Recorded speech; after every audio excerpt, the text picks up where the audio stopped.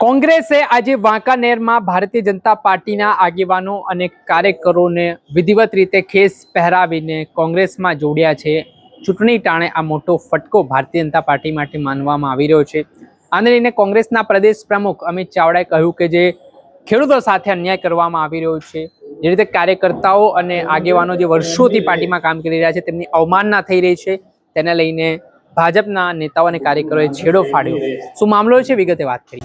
વૈષ્ણવજન તો તેને કહીએ જે પીડ પરાઈ જાનાને રે। દર્શક મિત્રો, નવજીવન ન્યૂઝમાં આપનું સ્વાગત છે। આજે મોરબીના વાંકાનેરમાં 300ની આસપાસ ભાજપના આગેવાનો અને 5000થી વધારે કાર્યકરોએ પાર્ટી સાથે છેડો ફાડી કોંગ્રેસનો વિધિવત રીતે ખેસ ધારણ કર્યો છે। અમદાવાદના પ્રદેશ કાર્યાલય ખાતે કોંગ્રેસના પ્રદેશ પ્રમુખ અમિત ચાવડાની હાજરીમાં તેમના હસ્તે ભાજપના નેતાઓ દ્વારા કેસ કોંગ્રેસનું ધારણ કરીને હવે તેઓ કોંગ્રેસના નેતાઓ બન્યા છે। ને આ પરિસ્થિતિને લઈને કોંગ્રેસના પ્રદેશ પ્રમુખ અમિત ચાવડાએ પણ જે ખેડૂતો સાથે અન્યાય થઈ રહ્યો છે, જે ભાજપમાં વર્ષોથી કામ કરનાર કાર્યકરો હોય, નેતા હોય, તેમની અવમાનના થઈ રહી છે, અવગણના થઈ રહી છે, તેના પર પ્રહાર કરતા શું કહ્યું તે સાંભળો।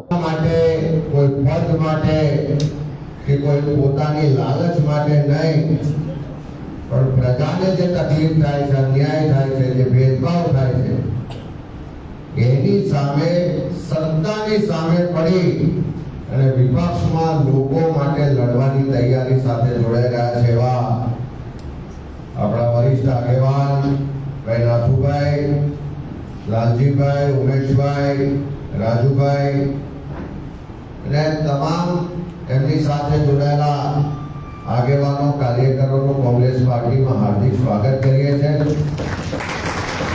આજે મંચ પર આપણી સાથે આ કાર્યક્રમમાં વિરાજમાન આપણા વરિષ્ઠ આગેવાન, પૂર્વ ધારાસભ્ય બિરજાદા સાહેબ, પ્રદેશ સમિતિના અમારા વરિષ્ઠ આગેવાનો અને હિમાંશુભાઈ પટેલ, આપણા રાજ્ય સરકારના પૂર્વ મંત્રી અને પ્રદેશના વરિષ્ઠ આગેવાન વિમલભાઈ શાહ, આજે આપણે બધા કાયમ ટીવીમાં જોઈએ છે સતત કોંગ્રેસ માટે બોલતા લડતા એવા પ્રદેશના મુખ્ય પ્રવક્તા આદરણીય ડોક્ટર મનીષભાઈ જોશી, અને મનીષભાઈ માટે એકવાર જોરથી તાળીઓ થઈ જાય।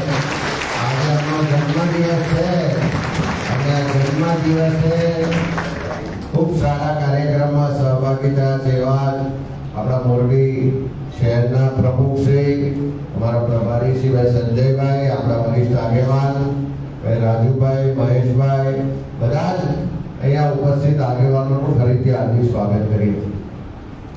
ઘણા દિવસોથી વાત ચાલતી હતી નાથુભાઈ એમના મિત્રો કે આ સરકાર વારંવાર ખેડૂતોને અન્યાય કરે છે, સામાન્ય લોકોની વાત સંભળાતી નથી, અને જે પક્ષમાં વર્ષોથી પરસેવો પાડ્યો છે, લોહી રેડ્યું છે, અને એ પક્ષના નેતાઓ, એ પક્ષના સત્તા પર બેઠેલા લોકો પોતાના સ્વાર્થ માટે મનમાની કરે, પોતાના સ્વાર્થ માટે સામાન્ય લોકોને અન્યાય કરે, ત્યારે એની સામે અવાજ ઉઠાવવો હોય તો ભારતીય જનતા પાર્ટીમાં કોઈ એવી વ્યવસ્થાઓ નથી। સાચો માણસ સાચી વાત કહી શકતો નથી, સાચી લડાઈ લડવી હોય તો એને કોઈ સમર્થન નથી મળતું।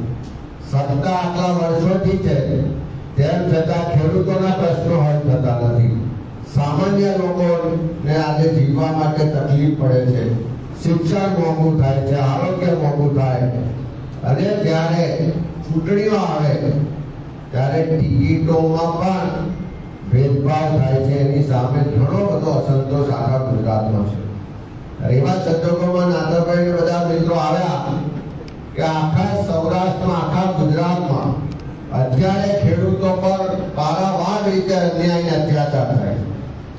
વીજ પોલના ખેતરમાં જે જબરજસ્તી થાંભલા નાખે છે, એની સામે કોઈ અવાજ ઉઠાવે તો એ ખેડૂતોને, એ બેન દીકરીઓને પોલીસ ઢસડીને ગંડાવાળી કરે છે, જેલમાં પૂરે છે, પણ એની સામે ભાજપનો એક પણ આગેવાન કે સરકારનો એક પણ પ્રતિનિધિ અવાજ ઉઠાવતો નથી.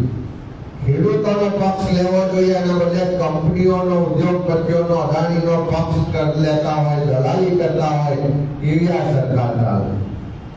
ખેડૂતોના બીજા પણ અનેક પ્રશ્નો છે. ખોટી જમીન માપણીના માટે વર્ષોથી લોકો લડે છે, પણ સરકાર એમાં કોઈ સુધારો કરતી નથી.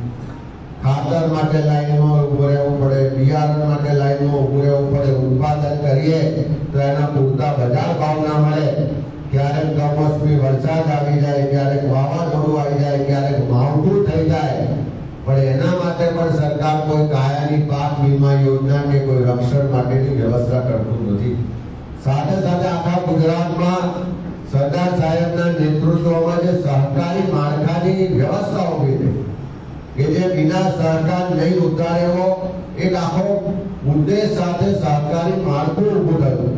એ અમૂલ હોય, ડિસ્ટ્રિક્ટ બેંક હોય, સ્ટેટ બેંક હોય, અનેક સહકારી સંસ્થાઓ એ ગામની સહકારી મંડળીથી લઈ અને રાજ્ય લેવલની સહકારી સંસ્થાઓ કે જેમાં પહેલા ક્યારેય રાજકારણ કોઈ પણ પક્ષનો હોય, કોઈ પણ ધર્મનો હોય, કોઈ પણ જાતિનો હોય, પણ જેને સહકારની ભાવનાથી લોકો માટે કામ કરવું છે એવા લોકો માટે ત્યાં જગ્યા હોતી.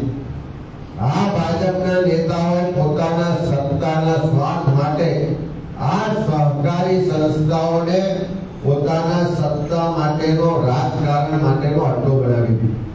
ત્યાંથી એટલો મોટો ભ્રષ્ટાચાર થાય છે, એટલો મોટો ભેદભાવ થાય છે કે એના કારણે ધીમે ધીમે જે સહકારી માળખું આખા દેશમાં ગુજરાતનું વખણાતું હતું, લોકો આપણી પ્રેરણા લેતા હતા, આપણને અનુસરતા હતા, એના બદલે સહકારી માળખું હવે મુઠ્ઠીભર લોકોના હાથમાં ભ્રષ્ટાચારનું સાધન બની ગયું એવી સ્થિતિ છે.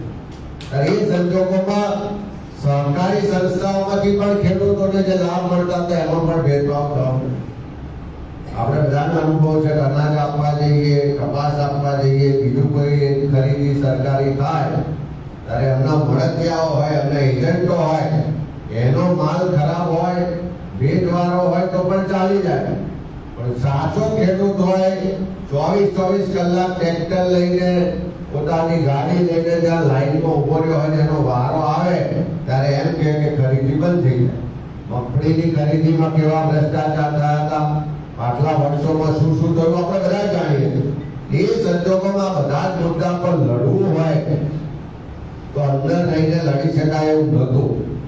એટલા જ માટે મળ્યા ત્યારે એમણે સ્પષ્ટ કીધું કે કોઈ હોદ્દાની લાલચ માટે નહીં, કોઈ પદની અપેક્ષા નહીં, પણ અમારે અમારા વિસ્તારના લોકોના અવાજને બુલંદ કરવો છે, ખેડૂતોને ન્યાય અપાવવો છે, સહકારી સંસ્થાઓમાં જે ભ્રષ્ટાચાર છે, જે ગેરવહીવટ ચાલે છે એને દૂર કરવો છે, અને આ સત્તામાં બેઠેલા જે લોકો છે એમના મગજમાં જે પેલી રહી ભરી ગઈ છે, નશો આવી ગયો છે સત્તાનો, એની સામે લડવું છે.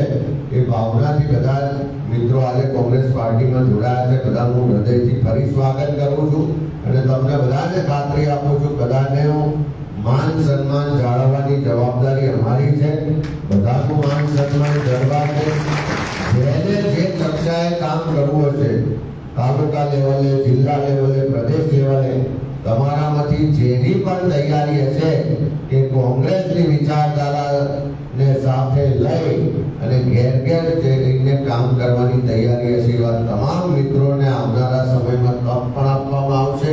અને સાથે સાથે આપણે જે ખેડૂતોના મુદ્દે લડવાનું છે, જે ભ્રષ્ટાચાર સામે લડવાનું છે, જે ગેરવહીવટ સામે લડવાનું છે, જ્યાં તાનાશાહી ચાલે છે એની સામે લડવાનું છે, એ લડાઈ ભેગા થઈને લડીશું. ને રાહુલજી જે રીતે કહે છે કે ગુજરાતની જનતા 2027માં 100% આ સત્તામાં બેઠેલા લોકોને હરાવશે, એ જનતાના મનમાં જે આક્રોશ છે, અત્યારે જે ચારે બાજુ અન્યાય અત્યાચાર થાય છે, એ પ્રજાની જે પીડા અને વેદના છે એને આપણે ઉજાગર કરીને 27માં પરિવર્તન લાવીશું.